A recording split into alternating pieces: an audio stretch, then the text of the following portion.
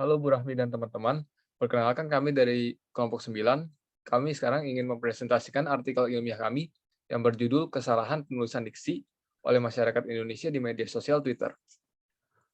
Anggota kelompok kami ada Bintang, Muhammad Anis, Muhammad Fikri Febriansyah, Ali Ridho, dan Berlianta Abdussalam. Sebelum memulai presentasi kami, izinkan saya untuk berpantun sedikit. Ke pasar pagi beli ketan, bolak-balik sampai 9 kali. Halo Ibu Rahmi dan teman-teman, selamat menyaksikan presentasi dari kelompok kami. Yang pertama, ada pendahuluan. Bahasa Indonesia merupakan bahasa utama yang digunakan oleh bangsa Indonesia dan sudah disahkan menjadi bahasa kebangsaan sejak 18 Agustus 1945. Sejak hari itu, bahasa Indonesia mengalami banyak perubahan yang bertujuan untuk mengembangkan bahasa Indonesia sesuai dengan perkembangan zaman.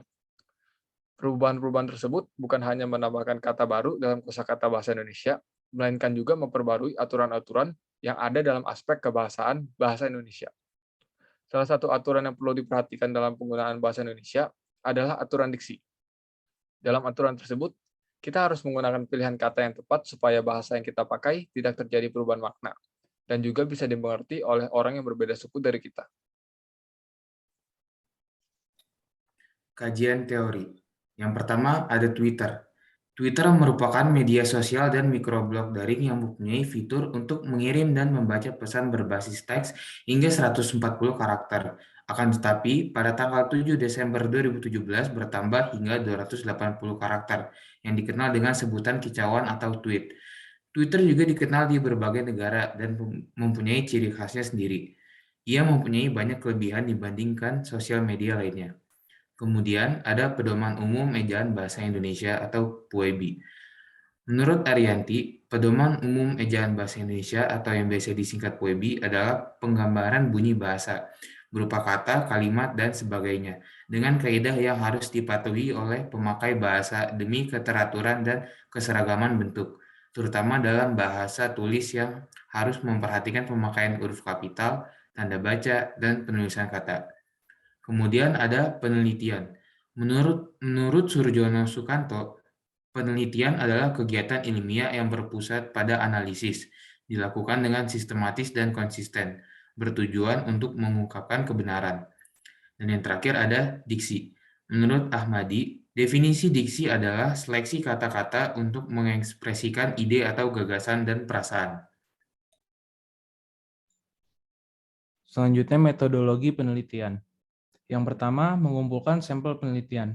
Sampel penelitian yang digunakan berupa tangkapan layar tweet dari media sosial Twitter masyarakat Indonesia. Sampel penelitiannya akan diambil dan dianalisis penggunaan diksinya. Yang kedua, mencari ketidaktepatan penulisan kata. Sampel penelitian yang telah diambil akan kami analisis penggunaan diksi yang salah sesuai dengan aturan diksi yang ada.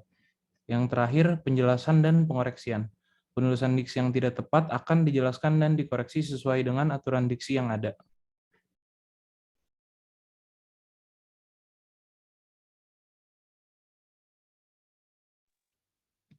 Pembahasan. Jumlah sampel dari hasil penelitian yang telah kami lakukan adalah 50 sampel yang kami kumpulkan dari Twitter. Dalam penelitian ini, ditemukan kesalahan maupun ketidaktepatan penggunaan diksi meliputi 11 kesalahan penggunaan kata baku, 10 kesalahan penggunaan kata berimbuhan, 9 ketidaktepatan penggunaan kata bersinonim, 10 kesalahan penggunaan homofon, dan 10 pemborosan kata. Namun, dalam presentasi ini, kami hanya akan menampilkan beberapa saja dikarenakan untuk menghemat waktu. Baik, untuk kesalahan pertama, kesalahan kata baku.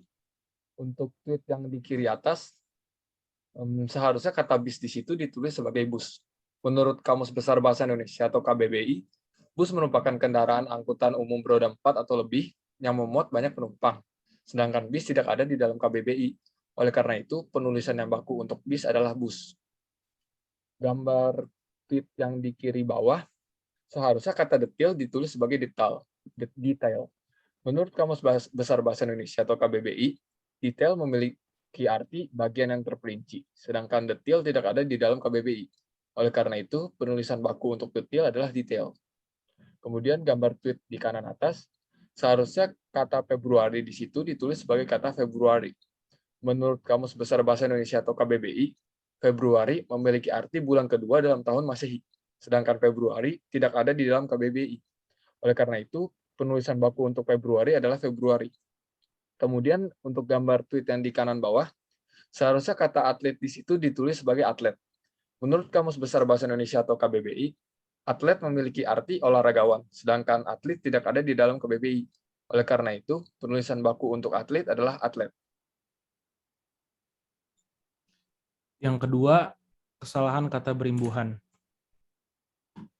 Pada gambar kiri atas, kata dihadang seharusnya ditulis sebagai diadang. Menurut KBBI, kata dasarnya merupakan adang, sehingga jika dijadikan kata berimbuhan menjadi diadang. Pada gambar kiri bawah, kata pendangdut seharusnya ditulis sebagai pedangdut, karena menurut KBBI, imbuhan yang tepat untuk melengkapi dangdut adalah pedangdut. Pada gambar kanan atas, seharusnya mensudahi menjadi menyudahi, karena menurut KBBI, jika kata dasarnya berawalan fonem S, maka akan diganti menjadi Y. Pada gambar kanan bawah, seharusnya kata peternakan menjadi peternakan, karena menurut KBBI, ternak adalah salah satu kata yang menggunakan imbuhan depan pe dan akhiran an.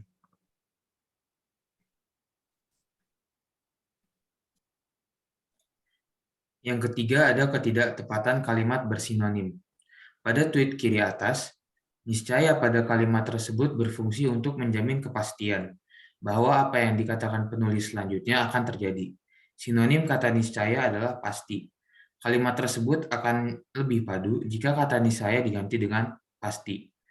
Untuk tweet atas tengah, sukar pada kalimat tersebut memiliki arti tidak mudah. Sinonim kata sukar adalah sulit. Kalimat tersebut akan jauh lebih padu jika kata sukar diganti dengan sulit.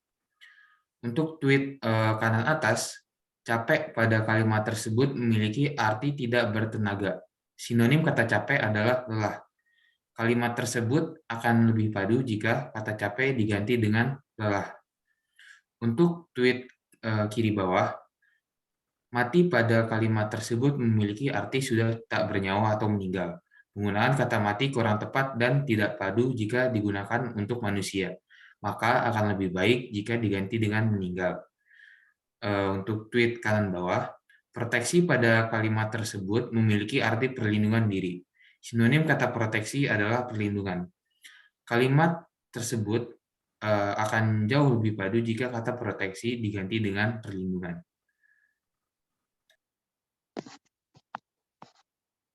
Kesalahan kata homofon.